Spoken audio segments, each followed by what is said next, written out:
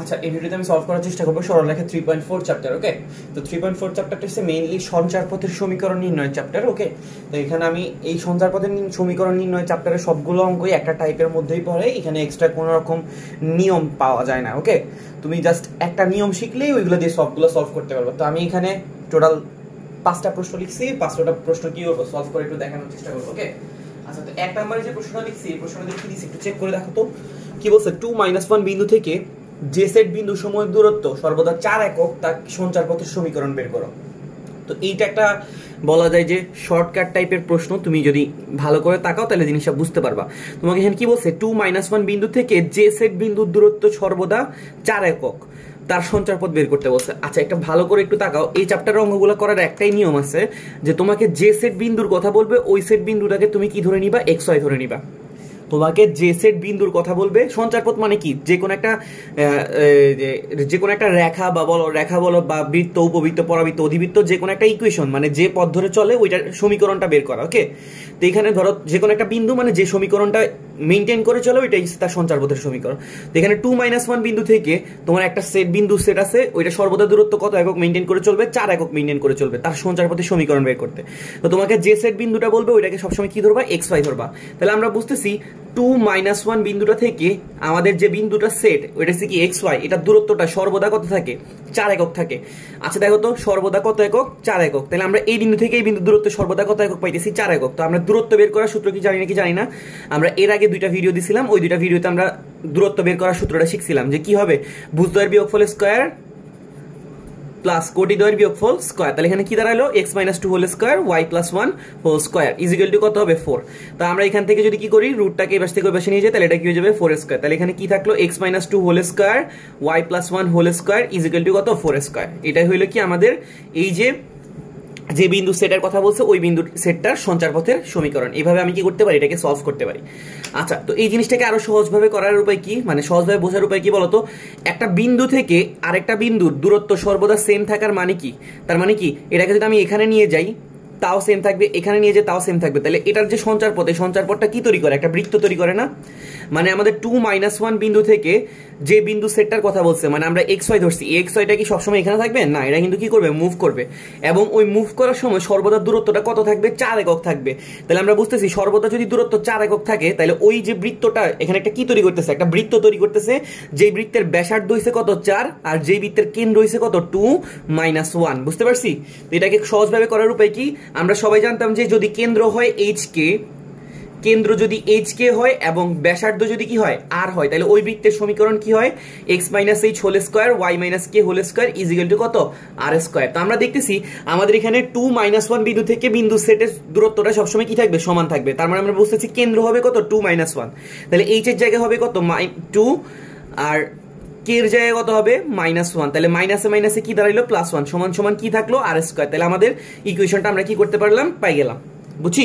তুমি এইভাবে চিন্তা করো অথবা এইভাবে চিন্তা করো, কোনো রকম সমস্যা নাই। মানে একটা বিন্দু থেকে সর্বদা একটা বিন্দুর সেট যদি সর্বদা সেম দূরত্বে থাকে, এটা সবসময় কি তৈরি করে, বৃত্ত তৈরি করে, মানে ওইটার সঞ্চারপথটা কি হয়ে যায়, বৃত্ত হয়ে যায়। এই জন্য আমরা বৃত্তের ইকুয়েশন দিয়ে ডাইরেক্টলি করে ফেলতে পারি, অথবা আমরা একটা বিন্দু থেকে আরেকটা বিন্দুর দূরত্ব 4 একক দিয়ে করতে পারি, কোনো সমস্যা নাই। তো এই অঙ্কগুলো করার মেইন উপায় কি, তোমাকে যে বিন্দু সেটের কথা বলবে ওইটাকে কি ধরে নিবা, এক্স ওয়াই ধরে নিবা। ওকে, আচ্ছা, তো পরের প্রশ্নটা বড় কি বলছে, 2, 0 বিন্দু থেকে একটা বিন্দু সেট, তাহলে বিন্দু সেট বলছে মানে ওইটাকে তুমি কি ধরবা, এক্স ওয়াই। তো 2, 0 বিন্দু থেকে একটা বিন্দু সেটের দূরত্ব x = 0 থেকে ওই বিন্দুর দূরত্বের কত গুণ, 3 গুণ। তো তোমাকে যদি এই অঙ্কটা বুঝতে হয় তাহলে একটা জিনিস তোমাকে মাথায় ঢুকাইতে হবে, আমাদের কয়টা অক্ষ আছে টোটাল, 2টা অক্ষ। একটা হচ্ছে কি আমাদের এক্স অক্ষ, আর একটা হচ্ছে আমাদের ওয়াই অক্ষ।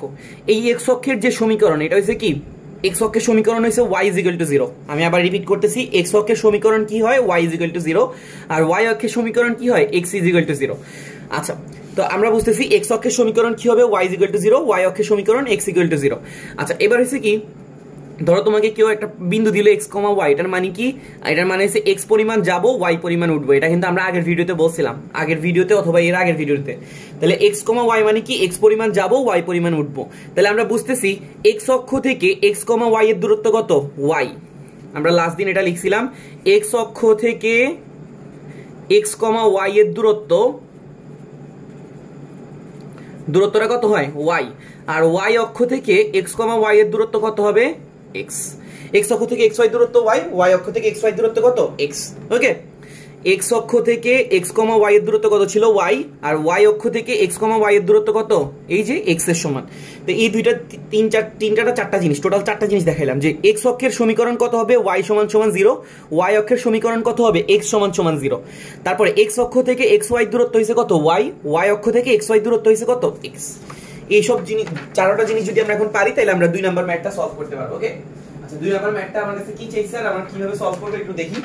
এনে বলছে যে 20 থেকে একটা বিন্দু সেটের দূরত্ব, তাহলে 20 থেকে একটা বিন্দু সেটটাকে আমরা কি ধরবো বলছি xy, তাহলে 20 থেকে xy দূরত্ব কত হবে বলতো √x - 2 whole square y - 0 whole square, মানে ভুজদ্বয় বিয়োগফল স্কয়ার কোটিদ্বয় বিয়োগফল স্কয়ার। তো তারপর কি বলছে 20 থেকে একটা বিন্দু সেটের দূরত্ব x = 0, x = 0 মানে একটু আগে দেখাইছি x অক্ষ বোঝায় নাকি y অক্ষ বোঝায়, আমরা দেখছি x = 0 মানে কি y অক্ষ।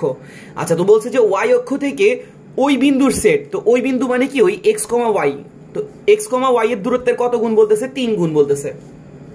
তাহলে আমরা বুঝতেছি y অক্ষ থেকে ওই বিন্দুর সেট, y অক্ষ থেকে ওই বিন্দুর সেট মানে কি xy, xy এর দূরত্বের কত গুণ 3 গুণ। তাহলে y অক্ষ থেকে xy এর দূরত্ব হইছে কত, আমরা জানি যে কি হয় xy, y অক্ষ থেকে xy এর দূরত্ব কত হয় xy। একটু আগে আমরা শিখছি যে y অক্ষ থেকে xy এর দূরত্ব হইছে কত x, আর x অক্ষ থেকে xy এর দূরত্ব হয় কত y, বুঝতে পারছি। তো আমাদের এখানে x = 0 দেওয়া ছিল, মানে কোন অক্ষ বুঝাইছে y অক্ষ, আর y অক্ষ থেকে ওই বিন্দু সেট মানে xy, xy এর দূরত্ব হইছে কত x। তো এটা দূরত্বের কয় গুণ বলছে 3 গুণ, তাহলে আমরা এখানে কত দিব 3x, বুঝতে পারছি। তাহলে অঙ্কটা বাকি, এটা শেষ। তুমি জাস্ট কি করবে রুটটাকে এই পাশ থেকে ওই পাশে নিয়ে যাবে, তাহলে রুটটা স্কয়ার হয়ে যাবে, কত হয়ে যাবে 9x স্কয়ার, আর এখানে x - 2 হোল স্কয়ার, তাহলে এটা হয়ে যাবে x স্কয়ার - 4x + 4, আর এখানে কত থাকবে y স্কয়ার। তাহলে আমাদের এখানে আসতেছে কত, এই সবাইকে যদি আমি ওই পাশে নিয়ে যাই 9x স্কয়ার থেকে x স্কয়ার চলে গেলে কত থাকে 8x স্কয়ার - 4x টা হয়ে যাবে, সে চলে গেলে +4x - 4 - y স্কয়ার সমান কত 0। তাহলে আমরা কি করতে পারছি, এই যে বিন্দু সেটের সঞ্চারপথের সমীকরণ চাইছিল এটা বের করতে পারছি। ঠিক আছে, আশা করি বুঝতে পারছি। আচ্ছা 3 নম্বরে আমার কাছে প্রশ্ন কি বলছে একটু খেয়াল করো, x অক্ষ থেকে একটা সেটের বিন্দুর দূরত্ব, একটা সেটকে তোমাকে বলছি সবসময় কি ধরবা xy, x অক্ষ থেকে দূরত্ব, x অক্ষ থেকে xy দূরত্ব কি হয় বলো তো, একটু আগে শিখছো x অক্ষ থেকে xy দূরত্ব কি হয় y।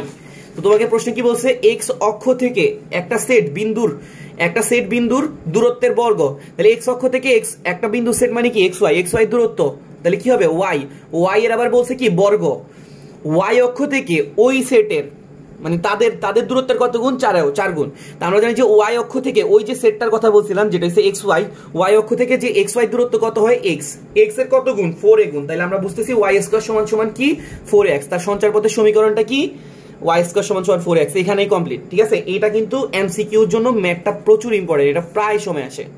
আমি তোমাকে আবার একটু বোঝানোর চেষ্টা করি, আমি আবার আগে যে জিনিসটা লিখছিলাম এটা একটু রিপিট করি। x অক্ষের সমীকরণ হচ্ছে y = 0, y অক্ষের সমীকরণ x = 0। x অক্ষ থেকে x, y এর দূরত্ব y অক্ষ থেকে x, y এর দূরত্ব হচ্ছে কি x। তো তোমাকে প্রশ্নে বলছে x অক্ষ থেকে একটা সেটের বিন্দুর দূরত্বের বর্গ, তো আমরা জানি যে x অক্ষ থেকে একটা বিন্দু সেট মানে xy এর দূরত্ব হচ্ছে কত y এর বর্গ করে দিলে কি হবে y স্কয়ার। y অক্ষ থেকে তাদের মানে ওই সেটটার কথাই বলছে, y অক্ষ থেকে তাদের মানে xy এর দূরত্ব কত x এর কত গুণ 4a গুণ, তাহলে y² সমান কি হইছে 4ax। এটা হচ্ছে কি আমাদের আনসার।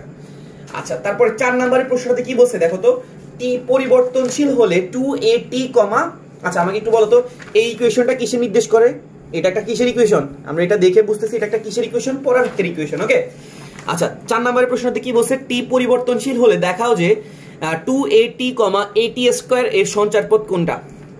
তোমাকে কি বলছে টি পরিবর্তনশীল মানে কি যে মানে টি বিন্দুটা কি পরিবর্তিত হইতেছে। তো একটা বিন্দু সেট কি হয় সবসময় কি স্থির থাকে নাকি পরিবর্তিত হয়। তার মানে আমরা বুঝতেছি যেহেতু এটা চেঞ্জ হইতেছে, এটা হচ্ছে আমাদের বিন্দু সেটটা যেটাকে আমরা কি ধরি xy ধরি, তাই না। তাহলে আমরা বলতে পারতেছি 2at হইছে কি x, আমরা লিখতে পারি 2at সমান x, আবার কি লিখতে পারি at² সমান y, কারণ এখানে টি পরিবর্তনশীল মানে ওই যে পরিবর্তনশীল বিন্দু সেটটা হইছে কি xy।